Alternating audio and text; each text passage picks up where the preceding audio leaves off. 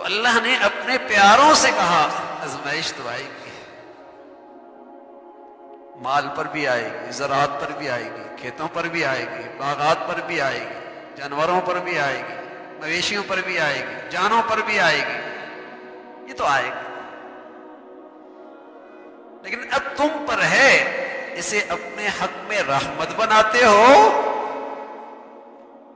اپنے حق میں اللہ کی رحمت بناتے ہو، مہربانی بناتے ہو، یا اس موسم کو اور اس نیکیوں کی اس کمائی کو ضائع کرتے ہو۔ اگر اللہ کو یاد کر لیا، اسے راضی کر لیا، اسے منا لیا، اسے قریب ہو گئے، اللہ کی رحمت ہو جائے گی۔ بیماری رحمت، تنگ دستی رحمت، نقصان رحمت، تکلیف رحمت،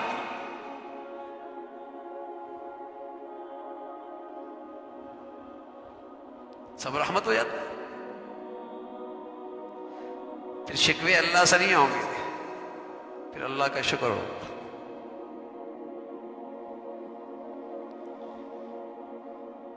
ڈاکٹر پیٹ کاٹتا ہے، ڈاکٹر پیٹ کاٹتا ہے، تکلیف ہوتی نہیں ہوتی؟ تکلیف ہوتی۔ لیکن بتائیے اس ڈاکٹر کو قاتل سمجھتا ہے، مسیحا سمجھتا ہے؟ مسیحا سمجھتا ہے، پیسے بھی دیتا ہے، شکریہ بھی ادا کرتا ہے، فیس بھی دیتا ہے، شکریہ بھی ادا کرتا ہے۔ کیوں بھائی؟ اس لیے سب کچھ کرتا ہے، پتہ ہے اس تکلیف بھی میرے حق میں رحمت ہو جائے گی، تکلیف میں میرے حق میں رحمت ہو جائے گی۔ کیوں؟ صحت مل جائے گی، صحت مل جائے گی۔ تو وہ چیڑ پھاڑ بھی اتنی بڑی تکلیف، پھر بھی اس کو مسیحا سمجھتا ہے، کیونکہ اس کی حکمت پر اعتماد ہے، اس کے علم پر اعتماد ہے، اس کی حکمت پر اعتماد ہے، اس کے فن پہ اعتماد ہے، اس کے علم پہ اعتماد ہے، کہتا ہے صحت مل جائے گی۔ سبحان اللہ۔ اگر مسلمان بھی اپنے اللہ کو اس طرح پہچان لے اور پھر کوئی آزمائش آ جائے اور اس سے کا شکریہ ادا کرے اور اس کے اور قریب ہو جائے،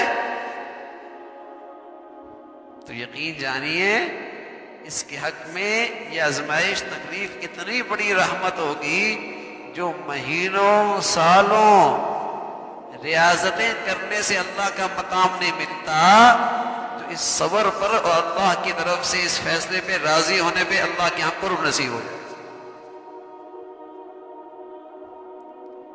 لیکن کوئی اجنبی آدمی آپ کو سوئی چبو دے، جس کو آپ جانتے ہی نہیں ہیں، سوئی چبو دے، آپ لڑنے لگ جائیں گے۔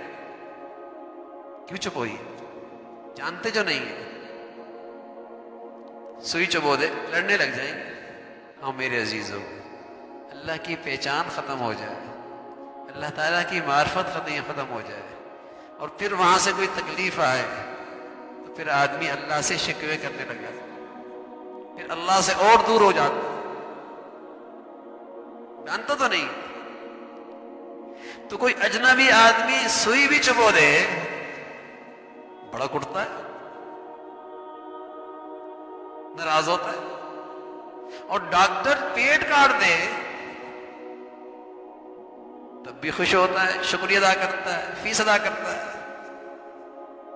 تو یہی ہے بھائی، اگر اللہ سے اجنبی رہیں گے اور اللہ سے دور رہیں گے تو پھر یہ آزمائش مصیبت میں، پھر یہ تکلیف عذاب کی شکل اختیار کرے، ورنہ تو یہ اللہ کی رحمت بن جائے گی۔ اولئک علیہم صلوات من ربہم ورحمہ، ان پر اللہ کی رحمت ہے۔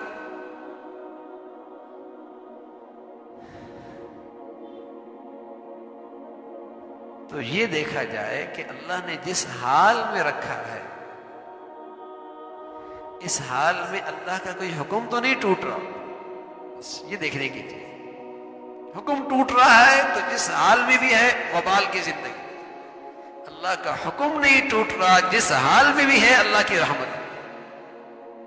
ہم ظاہری چیزیں دیکھتے ہیں، ہم مادی نقشے دیکھتے ہیں اور مادی نقشوں سے لوگوں کو تولتے ہیں.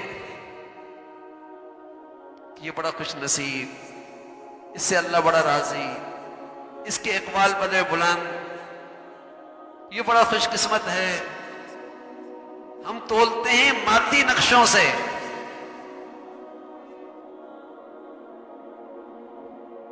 مادی نقشے نہیں، روحانی اور ایمانی زندگی ہے اچھائی اور برائی کا معیار.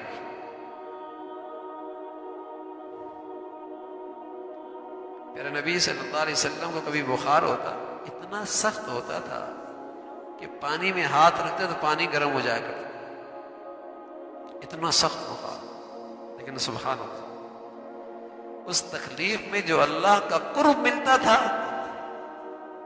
اس کی بھی تو کوئی مثال نہیں.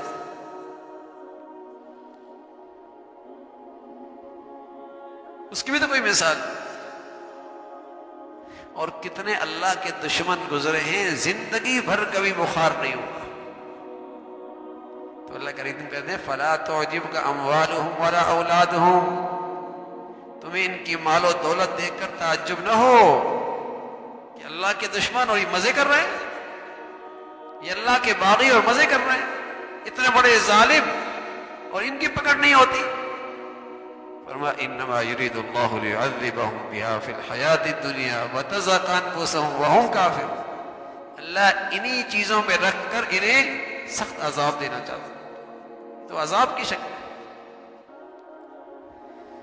اگر نعمتوں کی فراوانی میں اللہ بھول جائے تو وہ عذاب، اور آزمائش اور تکلیف کی گھڑی میں اللہ یاد آ جائے تو وہ رحمت، وہ رحمت.